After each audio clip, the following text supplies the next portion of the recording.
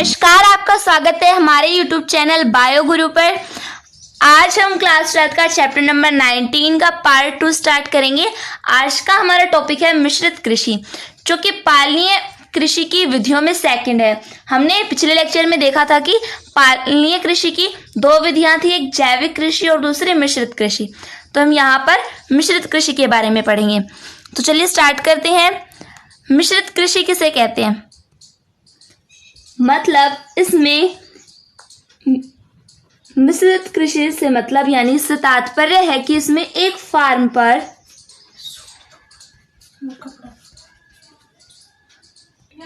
अलग अलग कार्य, अलग अलग प्रकार के कृषि कार्य,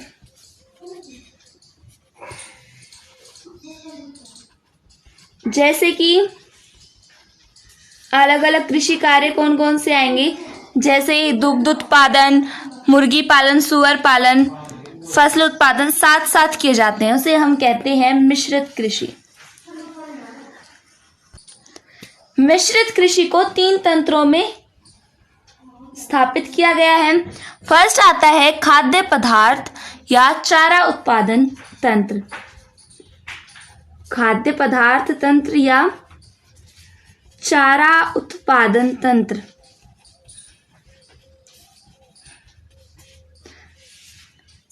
इसके अंतर्गत क्या होगा? खाद्य पदार्थ, खाद्य फसलों के साथ साथ खाद्य फसलें कौन कौन सी आएंगी?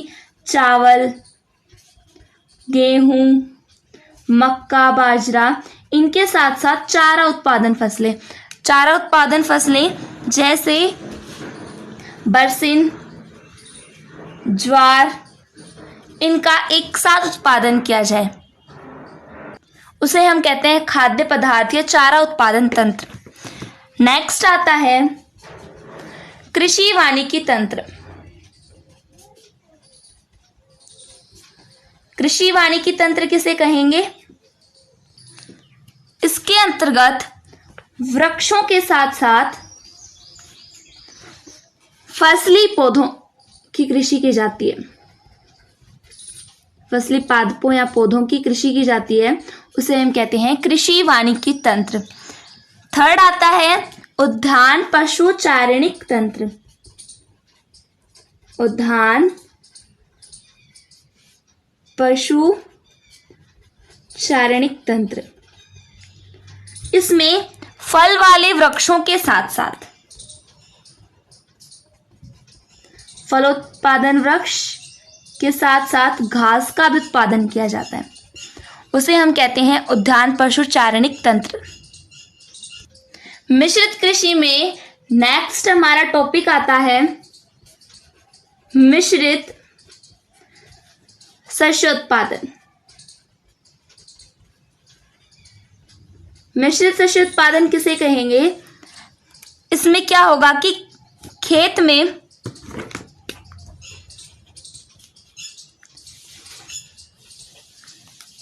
एक या एक से अधिक यानी 1+, एक या एक से अधिक फसलों की कृषि की जाती। ये फसल है, इनकी कृषि की जाएगी, तो इसे हम कहेंगे, इस कृषि को मिश्रित शस्योत्पादन या मिश्रित फसलोत्पादन। मिश्रित शस्योत्पादन विधि अधिकांशतः वर्षा संचित क्षेत्रों में अपनाई जाती है। इसका उद्देश्य होता है कि वर्षा की कमी से फसल में होने वाली हानि को कम कर सके। वर्षा की कमी से होने वाली फसल में होने वाली हानि को कम कर सके।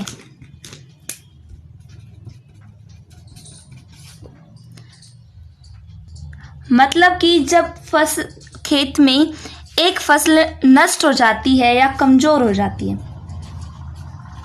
जैसे मान लीजिए एक फसल कमजोर हो गई, तो दूसरी फसल से हम कुछ ना कुछ आर्थिक लाभ उठा सकते हैं।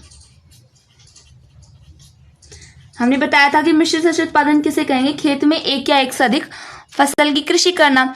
तो इसका उद्देश्य ये है कि मान लीजिए एक फसल है, वो कमज़ोर हो गई या नष्ट हो जाती है तो हम दूसरी फसल से क्या कर सकते हैं, आर्थिक लाभ उठा सकते हैं।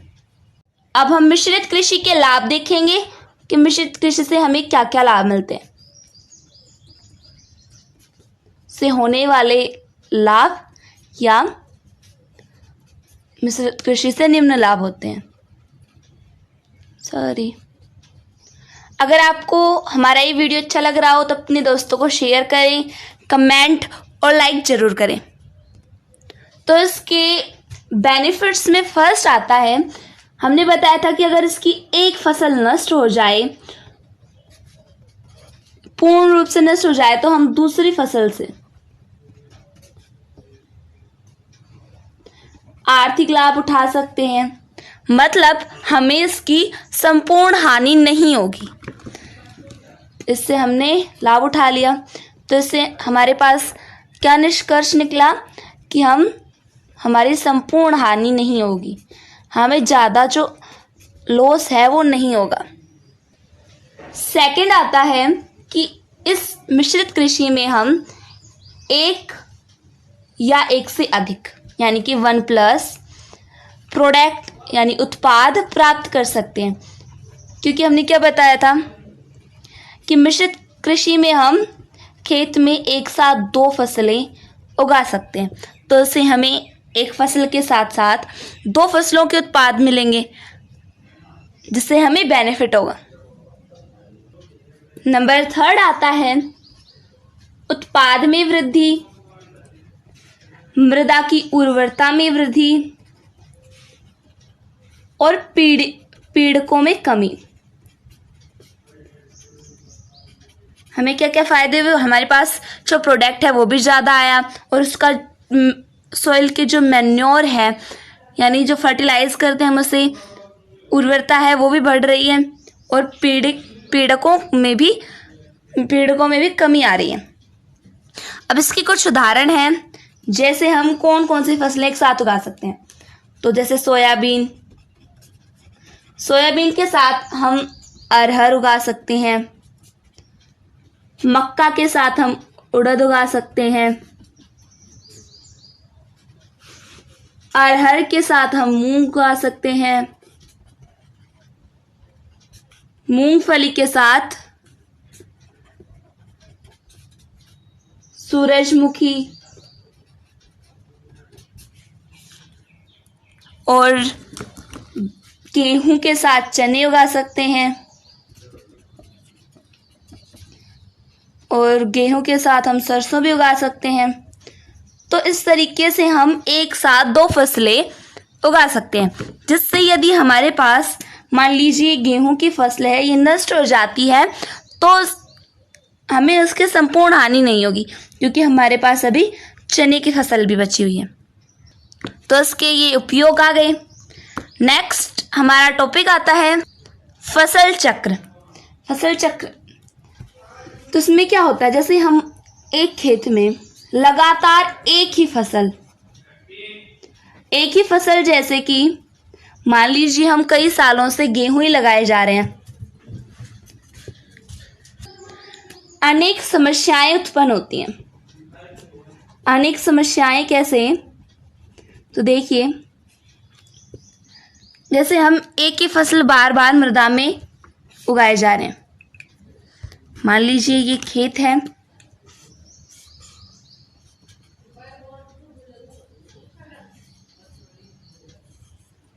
और हम हर एक वर्ष इसमें मान लीजिए हम गेहूं का ही पौधा उगाते हैं।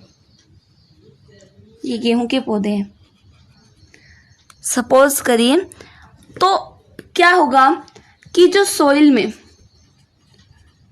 मिट्टी में जो गेहूं को जो पोषक पदार्थ चाहिए होगा, पोषक तत्व, हर साल हम अगर गेहूं ही लगाते जाएंगे तो मिट्टी में जो पोषक तत्व है जो इसे चाहिए उसकी क्या आएगी, कमी आएगी और डिक्रीज होगा, जिसकी उस फसल को यानी गेहूं को जिस पोषक तत्व की आवश्यकता है वो कम हो गया मृदा से। तो इसके कारण मृदा में एक रोग उत्पन्न होता है, नाम है उसका मृदाजन्य रोग। मृदाजन्य रोग किसे कहेंगे कि यदि हम किसी भी खेत में एक एक फसल बोते जाएंगे तो उस मृदा में उस पोषक तत्व की कमी हो जाएगी, जो पोषक तत्व उस फसल को चाहिए होगा। तो इस कारण से उस मृदा में मृदाजन्य रोग उत्पन्न हो जाता है। अब इस रोग से बचने का उपाय क्या है? उपाय देखिए, इस रोग से बचने के लिए हमें प्रत्येक वर्ष, यानी कि जैसे हमने एक वर्ष में तो इसमें गेहूं की खेती कर ली, तो दूसरे वर्ष इसमें हमने सरसों की खेती कर ली, मतलब प्रत्येक वर्ष अलग अलग फसलें बोनी चाहिए, जिसे फसल चक्र कहते हैं। यानी कि अलग अलग फसलें उगाना, उनका उत्पादन करना प्रत्येक वर्ष, उसे कहेंगे फसल चक्र। क्योंकि अब जैसे मान लीजिए गेहूं को किसी अलग पोषक तत्व की आवश्यकता है और सरसों को किसी अलग पोषक तत्व की आवश्यकता है, तो इस तरीके से मृदा में मृदाजन्य रोग नहीं होगा, क्योंकि इनको अलग अलग पोषक तत्वों की आवश्यकता है। तो जो गेहूं के लिए आवश्यक पोषक तत्व है उसकी कमी भी नहीं होगी, और जो सरसों के लिए आवश्यक पोषक तत्व है उसकी भी कमी नहीं होगी। अलग अलग फसलों के लिए एक द्वि या फिर त्रिवर्षीय फसल चक्र अपनाए जाते हैं। त्रिवर्षीय फसल चक्र। अब ये एक वर्षीय, द्विवर्षीय और त्रिवर्षीय फसल चक्र क्या होते हैं ये देखेंगे। फर्स्ट इसमें आया हमारा एक वर्षीय फसल चक्र, मतलब हम एक वर्ष अलग पौधे का उत्पादन करेंगे, अलग पौधे उगाएंगे, और दूसरे वर्ष अलग। जैसे मान लीजिए एक वर्ष में हमने मक्का उगा दिया, प्रथम वर्ष है ये, तो द्वितीय वर्ष में हमें या तो सरसों उगानी चाहिए या फिर मूंग। एक वर्षीय फसल चक्र किसे कहेंगे कि हमें एक वर्ष अलग और दूसरे वर्ष अलग, यानी दोनों वर्ष अलग अलग फसलों का उत्पादन करना चाहिए। एक वर्षीय फसल चक्र के बाद आता है द्विवर्षीय फसल चक्र। इसमें 2 वर्षों तक हमें अलग अलग फसलें बोनी है। जैसे प्रथम वर्ष में मक्का और सरसों,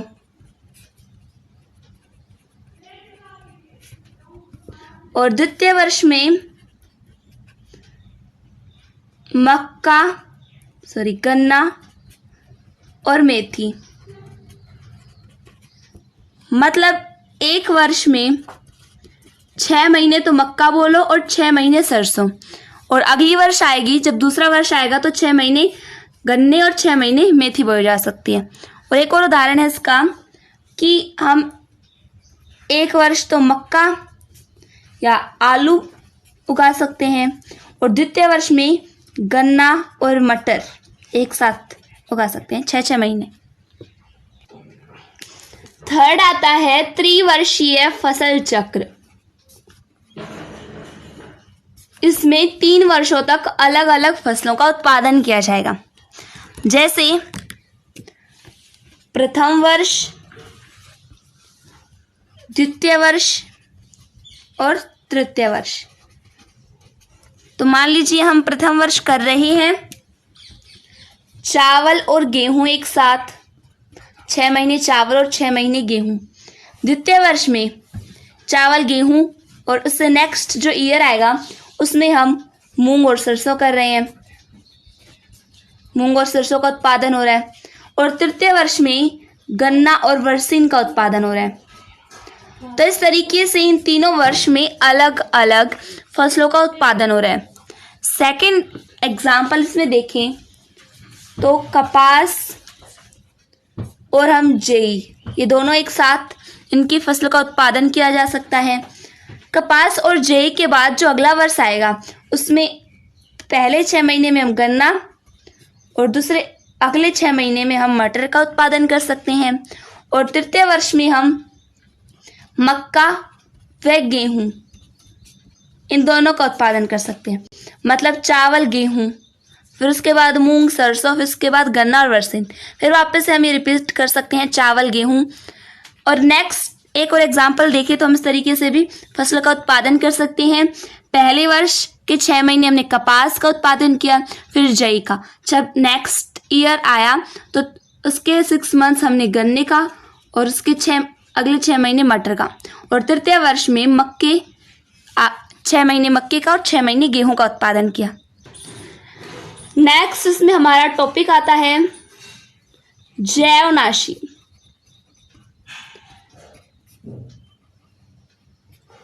जैवनाशी किसे कहेंगे?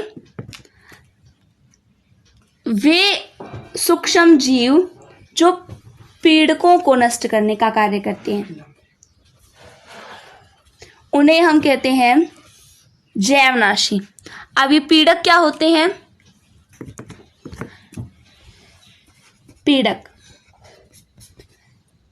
वे जंतु या पादप जो पौधों को हानि पहुंचाते हैं, उन्हें हम कहेंगे पीड़क। जैसे हानि कौन कौन पहुंचाते हैं? उदाहरण में कीट और बड़े जानवर भी हो सकते हैं, कवक, खरपतवार, ये सभी फसल को क्या करते हैं? फसल को हानि पहुंचाते हैं, उन्हें हम पीड़क कहते हैं। और पीड़कों को नष्ट करने के लिए जो सूक्ष्म जीव काम आते हैं, उन्हें हम जैवनाशी कहते हैं। जैवनाशी के रूप में हम विषाणु, जीवाणु, कवक, प्रोटोजोआ काम में ले सकते हैं। जैसे एग्जाम्पल देखें तो बीटी बैक्टीरिया यानी कि बेसिलस थ्यूरेंजियसिस जीवाणु, इसमें एक टॉक्सिन पाया जाता है। हमने पहले भी पढ़ा था, टॉक्सिन मतलब विष, या फिर से जीव विष भी कह सकते हैं, या एक हार्मफुल केमिकल है। वो टॉक्सिन पाया जाता है, विष। इसमें एक जीन पाया जाता है, क्राइजीन, जो टॉक्सिन का कार्य करता है। क्राइजीन।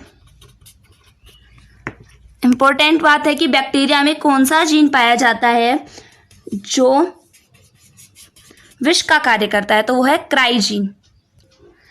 ये एक टॉक्सिन है, यानी ये कीटनाशी प्रोटीन है।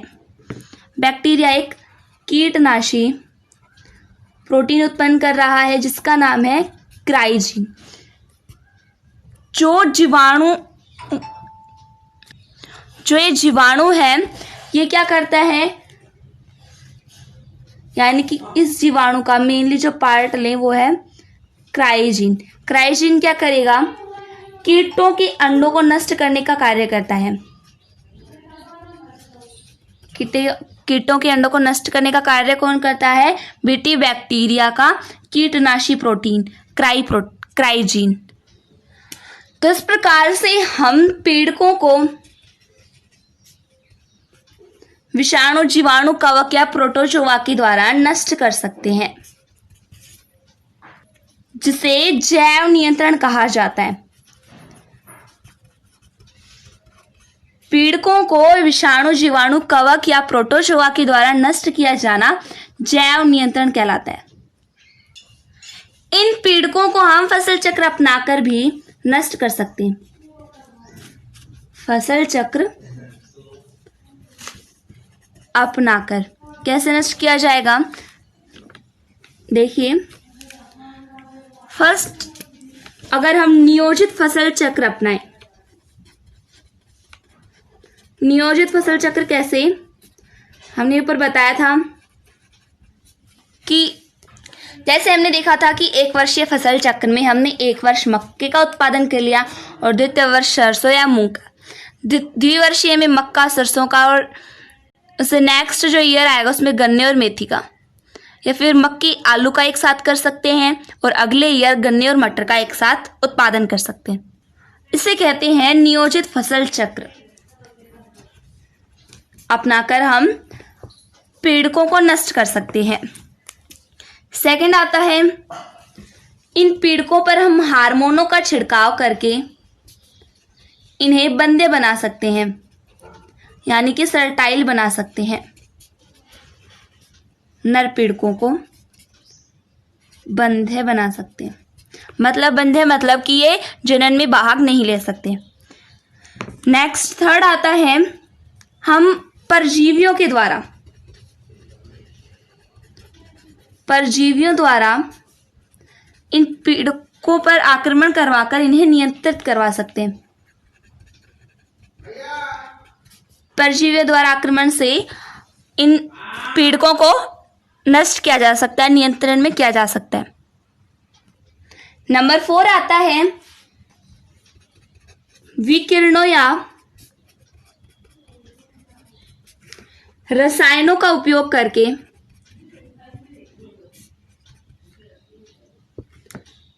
हम इन पीड़कों को और उनके जीवन चक्र को प्रभावित कर सकते हैं।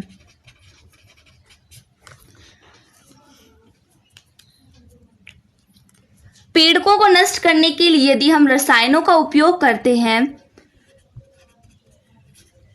तो ये रसायन है, ये हमारे पर्यावरण के लिए हानिकारक है।